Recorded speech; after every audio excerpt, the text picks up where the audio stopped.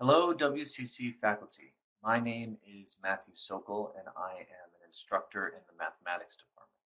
I'm also the department's assessment coordinator for the upcoming assessment cycle. We do this cycle every 3 years, and it is my turn to collect and analyze our assessment data.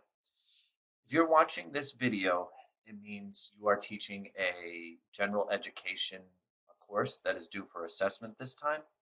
And what I want to do in this video is kind of walk you through the requirements, tell you exactly how to complete the Google form that we will be collecting our data on, and kind of tell you more about the process in general. All right, so what's going on this semester? All right, so every 3 years, as part of our accreditation through Middle States, we must collect assessment data on general education courses. All right, this year the courses that will be assessed, there's a long list. So it'll be Math 116, Math 117, Math 120, Math 130, Math 135, Math 138, Math 140, Math 161, Math 180, and then the calculus sequence, Math 181, Math 191, and Math 230. If you remember when we did this cycle, for those who have been here for a while, the last time we did this cycle, we broke our assessment collection up over 2 semesters. To help expedite the process this time and perhaps to streamline it, we're going to be collecting all our assessment data in this fall 2018 semester. During the previous cycle, to collect the data, we actually used Microsoft Excel forms to do it. We're going to try something different this time to help ease the collection of the data. So we're going to use an electronic data submission form. All right, we're going to use what's called Google Forms. And if you've never used these forms before, they're actually incredibly easy. And I'll show you in a second, I'll walk you through an example using this. All right, unfortunately, all faculty are required to participate. We keep a list of what faculty do and don't participate, and we send that list on to the dean. And it's incredibly important that for assessment purposes and for accreditation purposes, that we get as much faculty participation as possible. So if you are getting this email and you're watching this video, please take this very seriously for the upcoming year. All right, so predominantly at WCC, I teach Math 140 or statistics. So I want to give you an example of how I'm going to complete my assessment in the upcoming year. So to start, I got an email, and attached to the email was a list that looked like this, or a Word document that followed this. And what this is these are the embedded questions that are aligned to each student learning outcome for Math 140. Now, if you're getting this email and you teach Math 135 or Math 181 or 116, whatever, you will get a different sheet. All right, it'll look pretty close to the same. And what you're really interested in are these embedded questions right here. As a faculty member teaching these courses, over the course of the semester, I'm going to have to take these questions and embed them into quizzes or exams throughout the semester. You don't have to do it all at once. It's actually recommended that you spread it out a little bit. So like, for example, when I cover the section, this question has to deal with confidence intervals for a mean. When I cover the section related to confidence intervals for the mean, I will embed that section, or embed that question into that chapter's or that section's exam or quiz. Now, for each one of these questions, each student will take this assessment, and you will have to grade those students on a scale. Right? There's a 4-point scale, and those 4-point scales are they exceed, meet, approach, or are below standard. So basically, they did great, they got really close, they're almost there, and then the final one is they totally missed the question. If you have any specific questions on how to grade these questions, I encourage you to reach out to your course coordinator for this specific course. They will be able to provide you with much more guidance on this. All right, so I'm going to embed these questions. And over the course of the semester, I'm going to record how many students either exceeded, approached, met, or are below standards for each single question. All right, so for SLO1, SLO2, SLO3, SLO4, and SLO5. I will do that for all of them.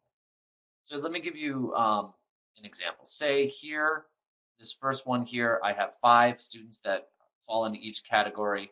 I have 5 students that fall in each category for this one, 5 students fall in each category for this one, 5 in here for each category, and 5 in here for each category. I'm just picking numbers to make it simple. All right, what I'm going to have to do then is at the end of the semester is report on it.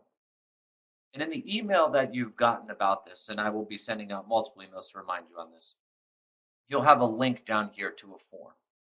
So for the Math 140, let me load that up and show you what it looks like. All the forms will be much like this. The only thing that will be different is instead of Math 140, it'll say Math 135 or Math 117. So at the end of the semester, what you've done is you've embedded all these questions and you've tracked the number of students who, for each question, exceed, meets, approaches, and is below the standard. All right, so when I fill this out, first thing it's going to ask for is your email address. So I will put that in. It'll ask me for my name, obviously. And I please would like to stress the importance of this. Double check this next part when you write in the section that you're teaching for the semester. So let's say my section number is 81059. All right, I'll make sure I'll go back and verify that. That's incredibly important for the analysis of the data and to make sure that we have you correctly. All right, so then if I'm going to go back, the first SLO question, so SLO 1 here, I will have embedded this question here into a chapter exam at some point, and I will record the number of students for that specific question who exceed, meet, approach, or who are below the standards for that question. So I said there were 5 in each. So this form just has a drop-down menu. So you'll click on the number of students, you'll select 5. I said there were 5 in each part. So I will do that.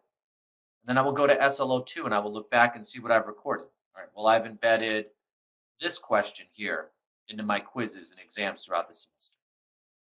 And I said, well, for SLO 2, I had 5 students that exceeded the standard, 5 that met that standard, 5 that were approaching, and 5 that were below. And you can see the process will be the same for SLO 3, SLO 4, and SLO 5.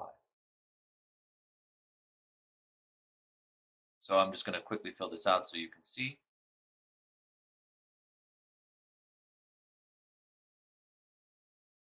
As I'm going through, it's just a drop-down menu for everything.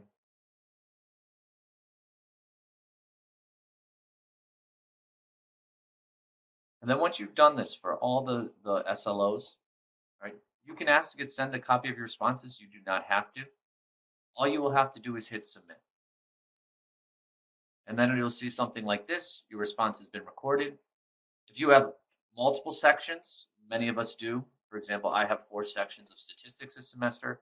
I will just click to submit another response and go through the form again. Once you've done that at the end of the semester, your requirement for assessment is complete. The analysis and report writing will be done by full-time faculty. The assessment coordinators, the department chairs, and the course coordinators themselves will write all the individual reports and turn those in. So again, just stress if you have any questions about this process or are confused about how to grade questions, you may reach out to me. I'm Matthew Sokol. My email is here. Or you can reach out to your course coordinator. I want to thank you all in advance for helping us with this process, and I'm looking forward to it going very smoothly.